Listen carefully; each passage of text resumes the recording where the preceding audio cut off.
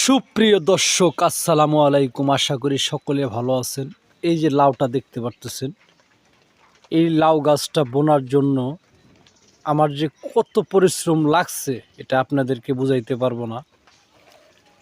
কারণ যে কোনো জিনিস আপনি যদি পরিশ্রম না করেন তাহলে আপনি এটাতে সফলতা অর্জন করতে পারবেন না।